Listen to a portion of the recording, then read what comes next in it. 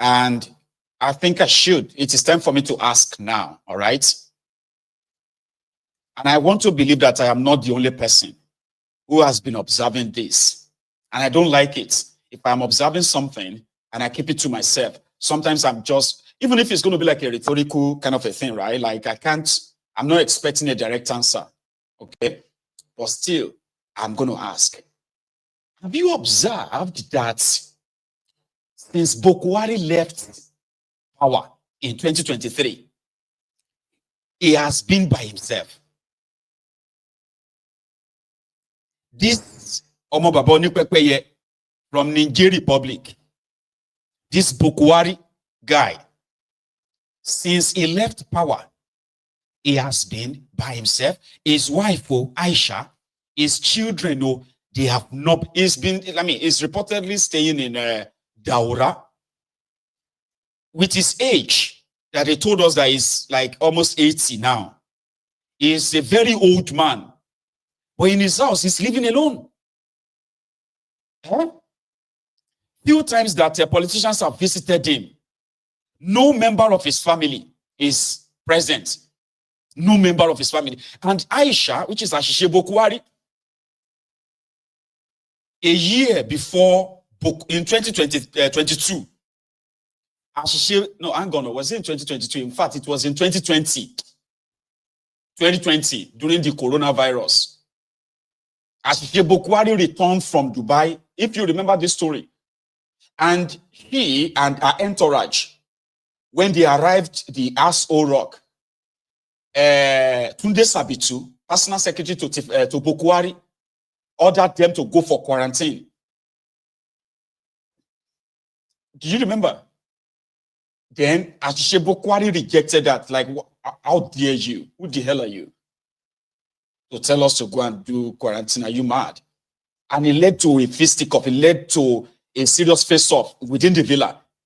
That Aisha Buhari's aide had to release gunshot, like 3, in the villa, that they had to smuggle the Buhari out of the villa for security reasons. I don't know if you remember this story. That was 5 years ago. And since then, that day, they locked this ADC to Aisha. They locked him up. They disarmed him. Then they locked him up inside the prison of Aso Rock. And from that moment, Aisha Buhari has been living in Dubai. He's been there for nearly 3 years before Buhari left power. I don't know if you remember this. Oh, you should remember. I don't even know why I'm asking if you remember. You should remember. This is not, that issue wasn't like a secret. It's open. Until Tifnubu paid what we heard was $10 million. Sounds outrageous, Abi. However, you have no idea how much Tifnubu spent in buying this presidency. You have no idea. And we are talking about trillions of naira. That Tifnubu spent to buy Aisha over. She was actually given $10 million. It sounds outrageous to you? It's not. Then she came back to come and campaign for Tifnubu. And from what we heard, managed to get this Buhari, to change his mind. That it was more or less like they were dragging him to Tifnubu's campaign. And he only appeared just twice throughout all the campaigns, only twice. So the point I'm trying to make here is this. I remember when Mazi Nnamdi Kanu said, Aisha Buhari is sleeping with somebody who is not her husband. There was this post on Instagram, and it was sometimes in 2022 by, what's her name again? Zara Buhari. I'm going to put it on the screen. Sorry, I should have. so that as I'm kind of saying it right now, you would have a chance of, just bear with me, okay? So the reason why because this is what I've been asking myself, all right? That Buhari is an old man by all definition, okay? He's an old man. And an old man like this who married Aisha to take care of him when he divorced his first wife, Saratu, right? Married Aisha. Now, Aisha became the first lady of Nigeria, right? Now that Buhari is no longer your president, so how could Buhari just suddenly turn to a bachelor that lives alone? So this post was put up in 2020, said smiling into 2020 like the one person that is supposed to be in this picture and isn't would have had the biggest, most beautiful smile. My Baba, God bless our parents. Amen. Papa Buhari is in the picture. You dey mad in Izara. What do you mean, your Baba? The one person that is supposed to be in this picture and isn't, that is not, would have had the biggest, most beautiful smile. My Baba, God bless our parents.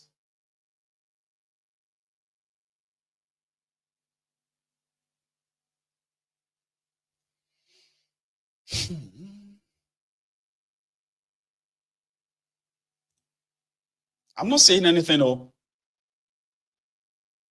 And again, I am not insinuating anything. And I'm not expecting a direct answer from anybody. I just wanted to go and think about it. Prince Jejeman will say, one day they are going to tell you that Buhari is dead. And that will be the end of it.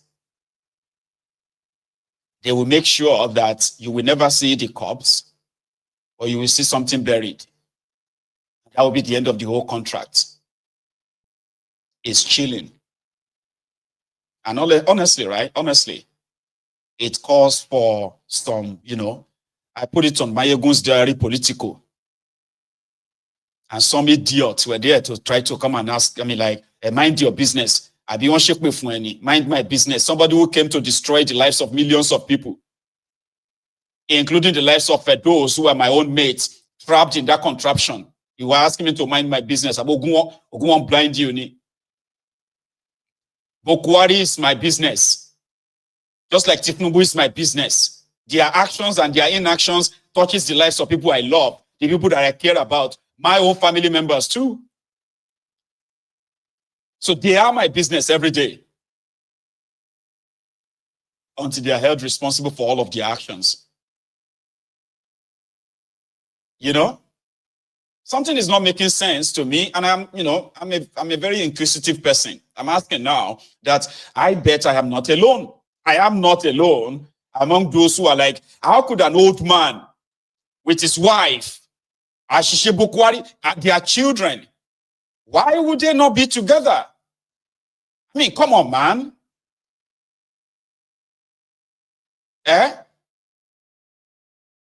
He's now living alone. They said, oh, Ashishe Buhari is living in Abuja. Okay. She's living in Abuja. And why is that? Why? That Buhari doesn't need the care of his own children or family or what have you. I don't understand.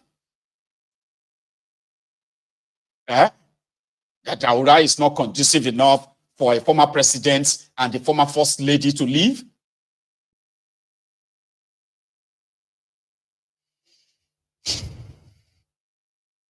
I'll leave you to it. So I'm going to take calls, okay? Let's take calls this evening because I know I've not taken any calls in the last few days, okay? So maybe we should tonight. And therefore, I am going to... Oh, I have another one. Look at this. You remember this old man that was assaulted by one supposed king? Well, they found him. This is the This is a skin bleaching mofo that presented himself as a king. All right, assaulting a 75-year-old man for not supporting him or for saying, as he accused him of saying something behind him. His name is Abdulsemil Ogunjobi from Ifo, Orile Ifo. So they call him Olorile of Orile Ifo, Oba Abdulsemil Ogunjobi. So from what we have heard, he has been arrested and remanded in the correctional center in Ogun State, right? Ilaro, somewhere in Ilaro. So the guy on the right was the guy assaulting an old man, slapping him and all that. So I just thought I should give you an update on that as well, just before we take calls, okay? So I am going to be back in a minute or two. And if you have to go tonight, remember, like this broadcast, all right? Like it and share it as well if you haven't, or maybe subscribe to my channel as well if you haven't, okay? I'm going to be back in a minute or two. Until then, just stay tuned, stay put.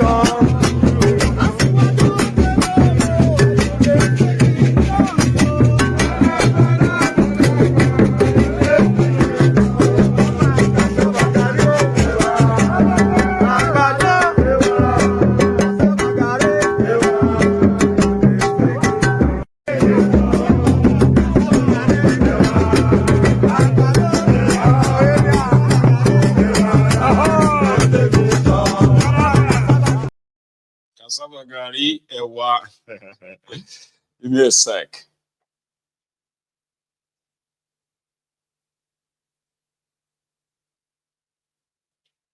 So that works for me. Now, thank you so much for still being around. I have my first caller tonight, and that's our lady, Eugenia, or Eugene. How you doing, ma'am? Yeah, you're right. How are you? I'm so lucky. I'm so lucky today. Oh my God. You are. So am I as well, at least for having you. You know, you are our first caller this evening. So, and I've actually said a lot as usual. Okay. So you have the option of picking on any on what we have discussed tonight, or something else that you want to share, please. Yeah, it's quite a lot. But before I go on, let me tell you happy belated birthday, because I've been trying to wish you birthday, but I couldn't get through. It's better late than never, though. Thank you so much. Okay. Thanks, okay. Oh, Maegu. For a long time now, I've been listening. More especially when we are reading the book of the blood on the Niger. Yeah, explaining the war, the effects of the war, and everything on the Igbos.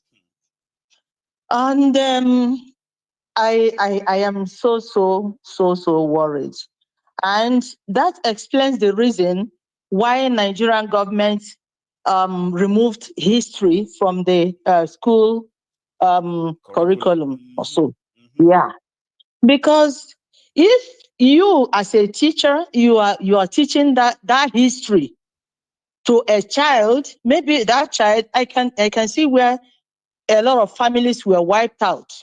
Maybe that child happens to come from that lineage of community. like the surviving Yeah, sibling yeah, out of the yeah. whole clan. So I don't know how that child will feel. I don't know how that child will see Nigeria. I don't know how that child would understand Nigerian government. So maybe that is one of the reasons I am thinking that made them to cancel history as a And subject or as it is a their course. greatest undoing for trying to bury all Yeah, of this, right? To try to yeah, bury it so that the- maybe people won't. That is actually their greatest undoing. If they have, like, for yeah. example, right? If they had made it public to teach the Yes, atrocities of the war on both yes, sides, right? Maybe people yes, will never yes. want to repeat same And again. uh-huh. But And unfortunately, again, they try to bury it. It's this never going to government go has away. been evil from day one. This government has been evil from day one. Honestly. Saying that they refuse to apologize and they refuse to accept the evil that they kept on They doing. refuse so. Yes, and it is still going until now. That is why Look at it is all still that. going on, ma'am. You see, Yes, if to say they had managed to actually keep it in the open, name those yeah, who are victims, punish those who yes, are responsible, people would have had yes, closure. You understand? People would have had closure and say, okay, yeah, now this will yeah, never happen again. That's why it is still happening. yeah. That's why it's still happening. And indirectly, if you look at the Igbos, because of all these atrocities, many of them have turned cowards, especially the politicians. They are so evil that all these things they have seen, they have read the stories, they have had the history, they know all these things. Now they are the ones killing the Igbo themselves. Look at what is going on in Anambra State. When I heard that Soludom, that he tried to organize what he called Udoga Ajod, I know that that's another means of hunting down the Igbos. If not, if that Ebubago, they see it as a security outfit, why not continue with that? Why not keep on working with that? Why not make that one a system that will safeguard the lives and property of the Igbos? Because Look at what was happened not in to protect the Igbos. The intention of Ebubeagu was to hunt down the suspected political threats, in which IPOB is one. Now look at what Soludo is doing. Him and Hope Osodimba, they are now competing who will surpass each other by introducing all these deadly outfits, so to say. Militias. So all these things. Now look at what happened in Ebonyi State. There is a governor there. There are personnel there that are called themselves government. They were there. The people were slaughtered. The military came in and told them not to do anything. Take everything they have to secure themselves. Then they came in and killed them. And yet we have people who call themselves governors, who call themselves people in authority, this and that. So when will the Igbos be free? When will they be free? The Igbos, the politicians are killing them. The government is killing them. The Fulani is killing them. So where will their succor come from? So all these things that is happening, though, whenever anybody that rises up to talk for the Igbos, look at Mazi. Mazi is now in. And the Igbos are the ones working against his release. That's right. So I don't really know. I don't really know where we are heading to.